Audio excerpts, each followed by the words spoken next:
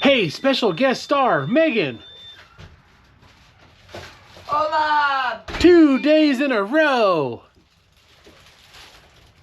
I have a life other than, you know, this. Why are you so obsessed with me? Why can't I be obsessed? All right, so regrouped, and I think we Cried have a little bit, blew our noses, sheds, gave some hugs. Sorry. watched some TV, watched some Welcome to Derry. It's taken us 6 hours to watch almost 2 episodes because one of us always falls asleep. Don't ask me what happened last night because I said, oh, we could last one more, and I did not last one more. That's funny. Oh, continue on with your interview. I shall go work. All right, so game plan. What we're gonna do for a little while. This motor is actually not for the race car. This is Elvira's motor. And that's an aluminum washer. Don't know what that's from.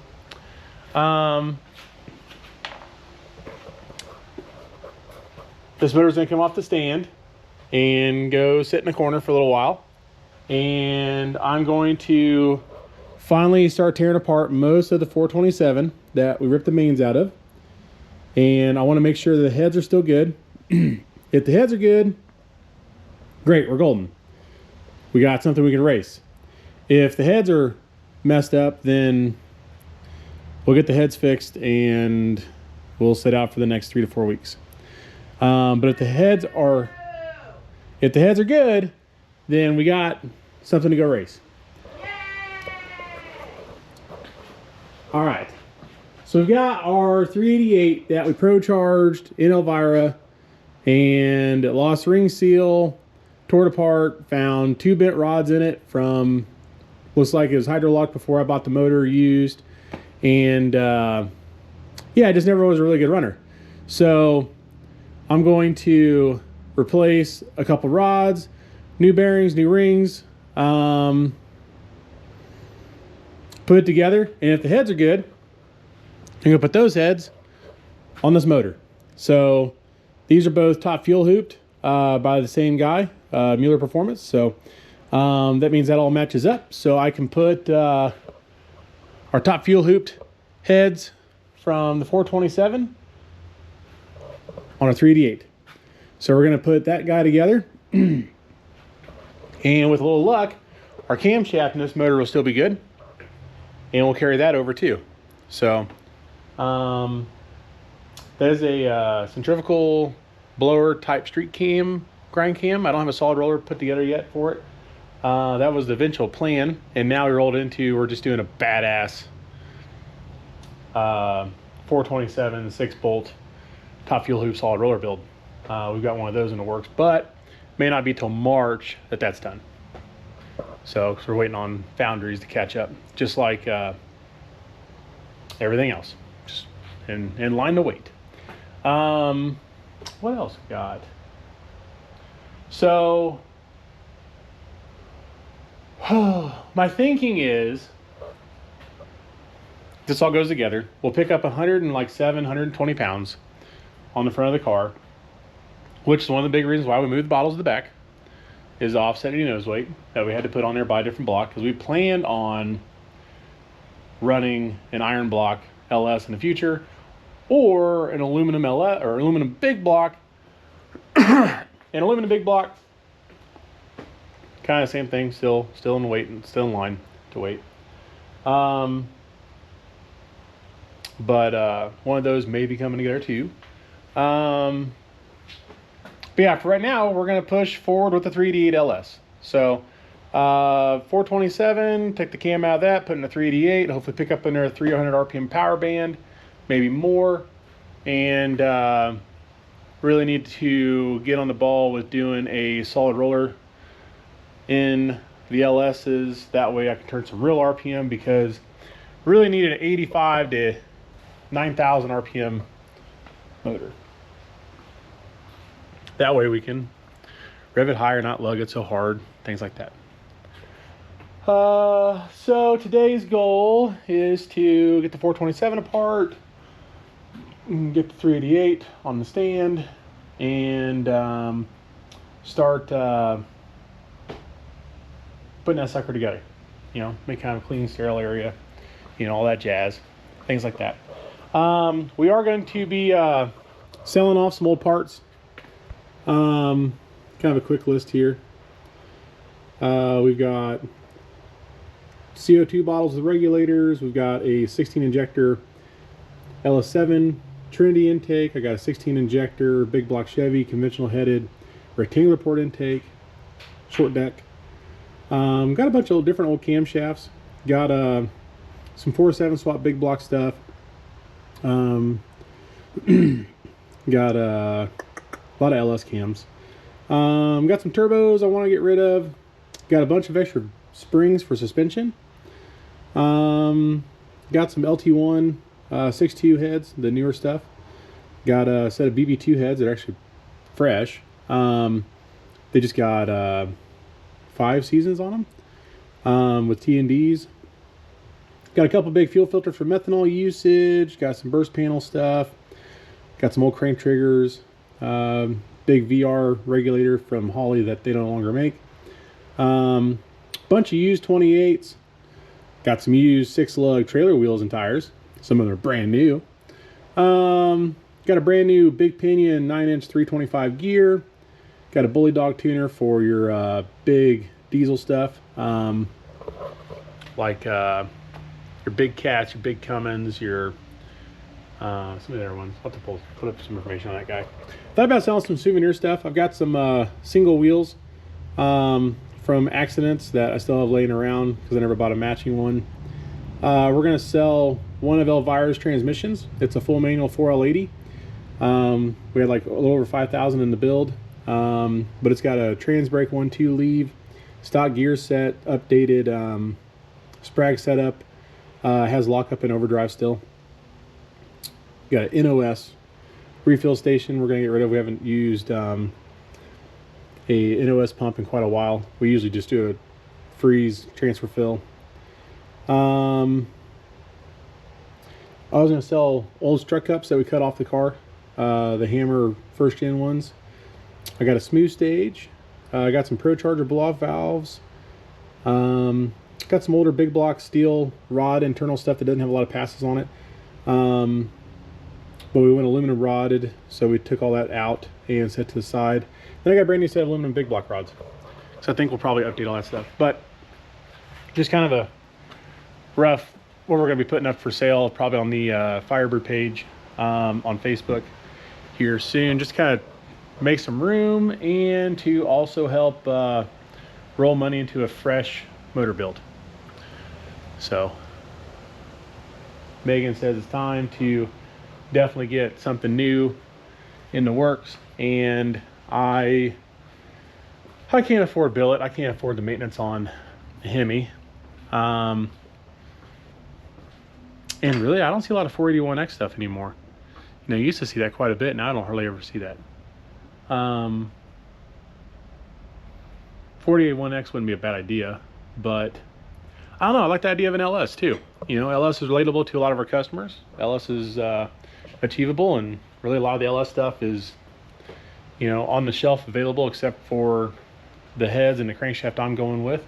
We're going to do a solid hipped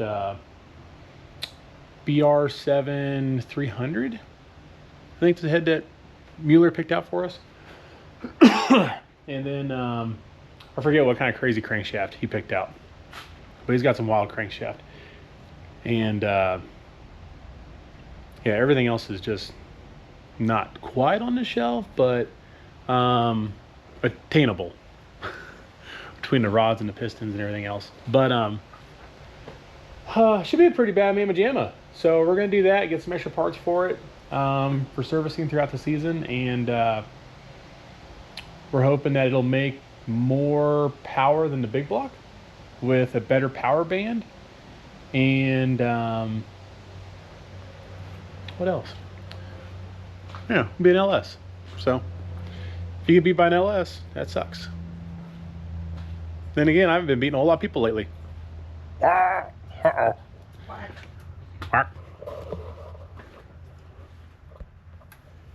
Hello. Hi. You working hard? Or hardly working. Oh gosh.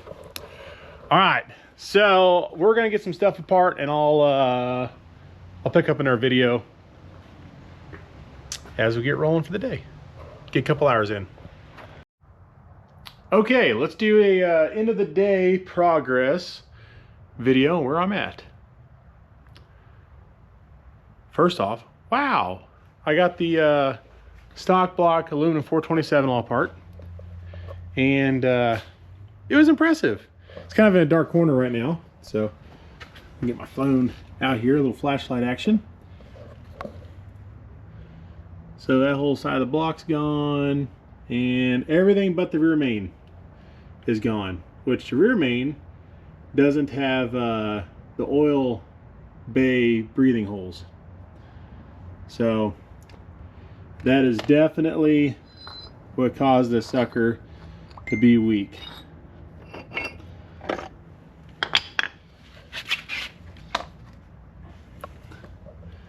Was the fact that you have these giant air pockets for bay to bay breathing in the stock block stuff. And there are some blocks that don't have that. And that being said, if we had a block that didn't have those, this motor might still be together. But that's pretty bad. You know, cam bearings kind of exposed. Camshaft came out straight. Rods, pistons came out straight. Ring seal still seemed pretty good. Heads came off in good shape. Crankshaft may have a small wobble to it, but it's kind of evident by the bearing material transferred to the front main here, because it was kind of moving that front snout up and down and caused the gear on the back of the balancer. Whoa, pick this guy up. That guy.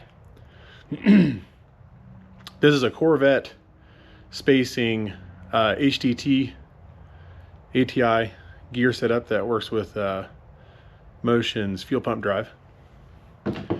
And that gear was pushing back into the front cover seal. This guy. It's kind of hard to tell, see that lip there. But yeah, it ended up bending the crankshaft and caused it to get into that. And then it broke out the inside. And then I'm not sure what RTV I used to glue this gasket on, but that stuff is stout.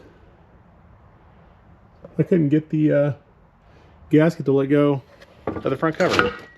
Don't remember which one that one was, but that was some good stuff. We got the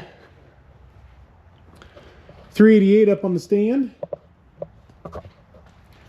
and I just went and checked out to make sure I got the bearings here, and it looks like I actually used the bearings for this motor in that one when I freshened it up earlier this year after we put the top fuel hoops in the block side. So now I gotta wait until Monday to start to do the re-bearing part of this. Today is Saturday, by the way, and tomorrow my hope was to hone this block, file fit rings, and then reassemble the short block. But without having bearings, I can't do that.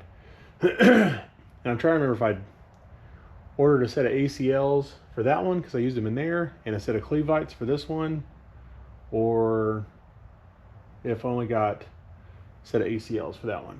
So I gotta look through my order history, because I know I planned on refreshing this one a long time ago, about like over a year ago.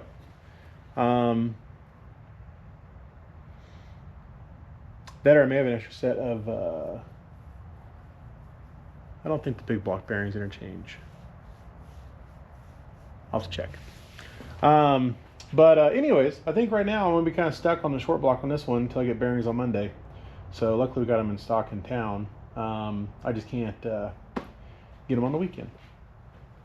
So Other than that, though, I will get as far as I can on this tomorrow, and then I can get back to pulling the big block from the race car now that I have a decent parts inventory of what we have and what we need.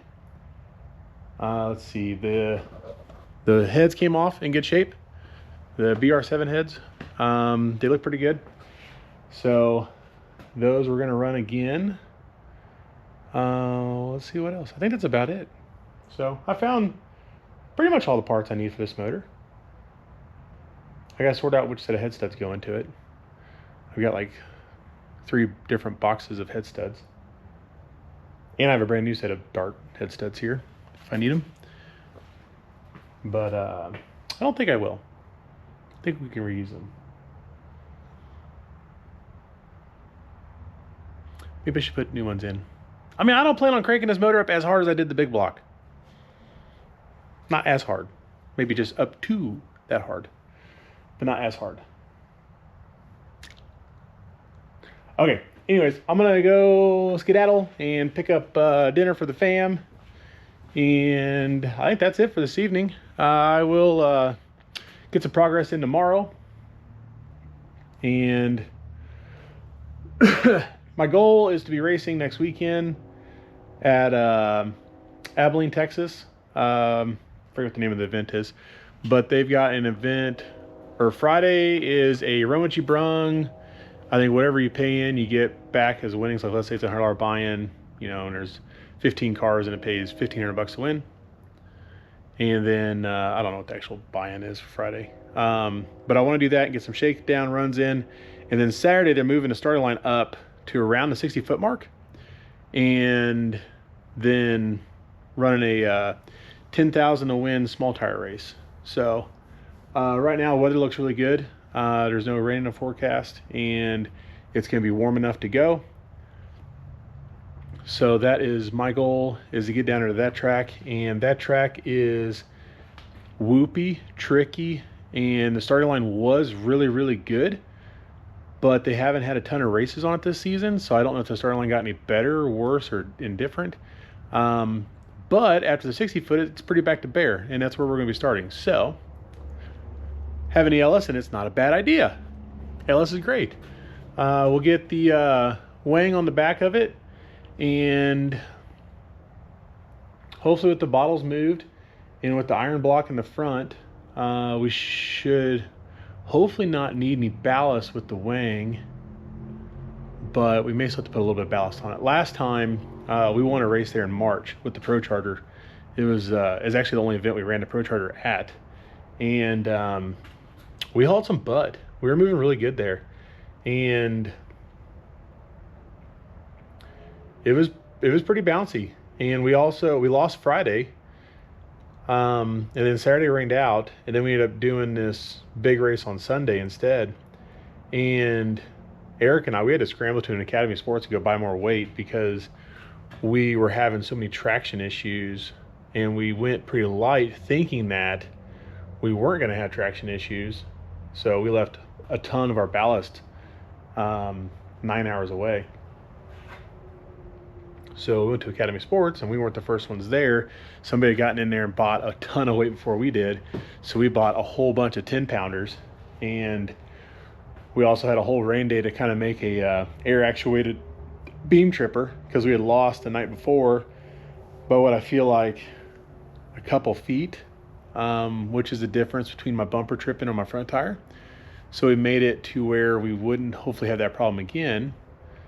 But now we've lowered the nose cone so much that 90% of the time the nose cone does trip the final line or finish line beam. So and I also feel that the zoomies on the LS are pointed better to create more downforce. So I think that's one of the reasons why the LS was actually able to out 60-foot the big block with similar starting line ratios with way less front percentage. You know, because the LS, the aluminum LS in front of the car was only 45% nose weight, and a lot of people say that won't work. And it actually did work. I was surprised. I was really shocked when we scaled it and we saw that. But with the big block being about 50-50 or 51 on the nose, it seems to want to pick them up. Anytime we're trying to go faster than a 115 60 foot right now. So hopefully some 4-link adjustments in the future, we'll get that out of it. But I mean, it also depends on what motor ends up back in the car. You know, I am anxious to try the LS again, just because even though this is an iron dart block, we will still be losing some weight over the big block. I think we'll lose 140 pounds over the big block on the nose. And that's going to make the car want to seal 60 foot really hard. And that would be good news. That'd be great.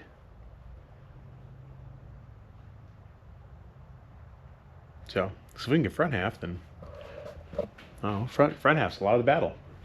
So that is my hope. Okay, well, I better get out of here, and thank you guys for watching. We're gonna try our hardest to make the Abilene race, and if we do, great.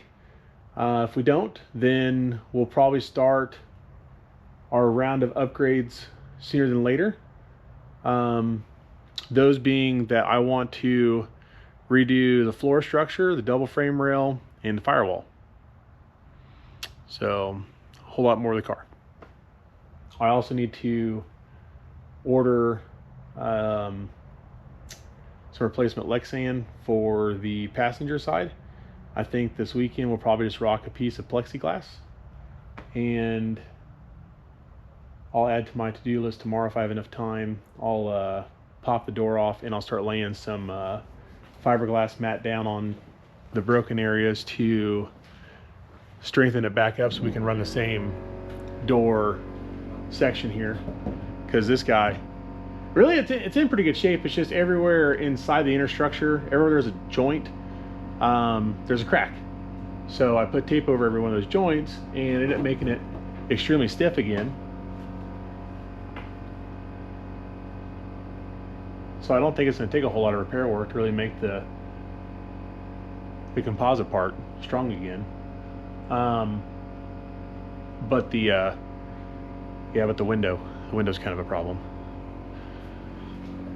So, but I got some plexiglass left over from the RV shower debacle. So there's some plexiglass. I think there's 1 or 2 sections on there big enough to make it work. That, or I'll figure out something else. Whether I just rivet a piece to cover the broken section, the gap area.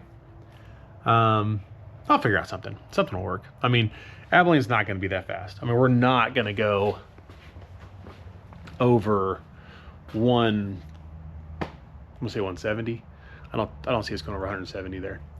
So, not with moving the start line up. I think it'll be very difficult to go over that, and I think it'll be very difficult for a lot of teams to go over that.